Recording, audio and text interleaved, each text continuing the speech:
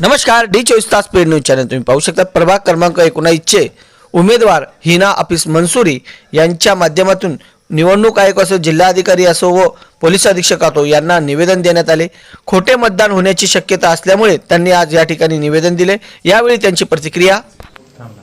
माझे नाव हिना अफीस मंसूरी, मी प्रभाग क्रमांक 19 अ मधून उमेदवारी करत आहे अपक्ष म्हणून। आम्ही महापालिकामध्ये 10,000 लेनदेनबद्दल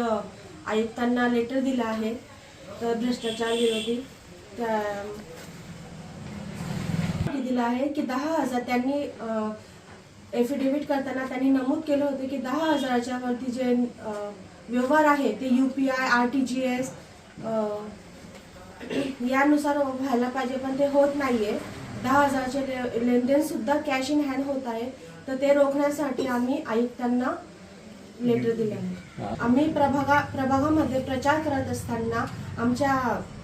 देखरेखीत आले आहेत की तिथे बनावट मतदान होत आहेत, बनावट वोटिंग कार्ड त्यांनी बनवलेले आहेत, तर त्या संबंधी आम्ही पोलीस अधीक्षकांना सुद्धा निवेदन पत्र दिले आहे की त्यांनी त्याच्यावर कठोर कारवाई करावी। तसेच वार्ड क्रमांक 14 चे उमेदवार आसिफ इम्तियाज मंसूरी यांनी देखील यावेळी प्रतिक्रिया देताना सांगितले। कोई चुनाव के संदर्भ में आपने एक पत्र दिया, उस पत्र के सिलसिले में क्या हुआ है उस बारे में आप थोड़ा। इस बारे में जब मेरी मिसेस प्रभाग में प्रचार कर रहे थे, तो प्रचार करते करते कुछ लेडीज, कुछ जेंट्स और ऐसे जो उनके जो फ्रेंड सर्कल था उनको बात मालूम पड़ी डुप्लीकेट वोटर के बारे में, तो वो शिकायत, लेकिन उन्होंने पूछा कि ये कैसे होता है, क्या होता है, तो फिर उन्होंने सब बताया कि भाई अपने रिश्तेदार, दोस्त, इनसे ये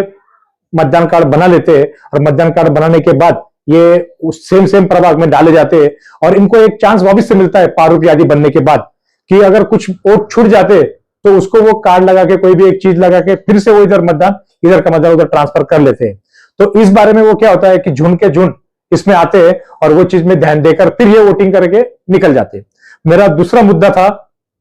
खर्चों को लेकर। अब जिस उम्मीदवार ने उसकी जंगम मालमत्ता, उसके पास cash in hand, bank balance, कितना गोल्ड है, प्रॉपर्टी कितनी है, सब बता रहे हैं। अब उनका पूरा के पूरा लेखा जोखा, यानी जिसको बोलेंगे बैलेंस शीट, यानी जंगम मालमत्ता जो पूरी आ रही है उनकी, उसमें क्या दिखा रहा है वो कि हमारे हाथ में, यानी हमारे पूरे परिवार का हमारे पास 80,000 है, 60,000 है, 50,000 है, जो भी एक समथिंग अमाउंट लिख, लेकिन जब उनका खर्चा हो रहा है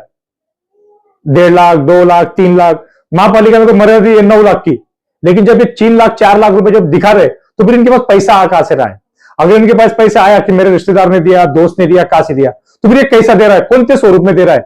अगर वो कैश दे रहा होगा तो उसके ऊपर भी चुनाव आयोग में ध्यान रखना चाहिए। जो बैंकिंग क्षेत्र से दे रहा है कि वो ITR होल्डर है क्या देखना चाहिए, और वो कितनी रकम दे रहा है इनको, उसकी भी चौकसी होना चाहिए। अब ये मेन मुद्दा उठता है कि ये कैश में खर्चा करते हैं, तो इनके पास कैश आ कहां से रही है। फिर जब ये कैश इन हैंड दिखा रहे हैं कि हमारे पास 10-20 हजार रुपए, तो इनके पास 60, 70, 1 लाख, 2 लाख, 5 लाख, किससे किसके क्या क्या हिसाब जा रहा है, तो इनके पास ये पैसा आ कहां से रहा है। तो मैं एक ही गुजारिश करूंगा आपके माध्यम से कि निवडणूक आयोग ने,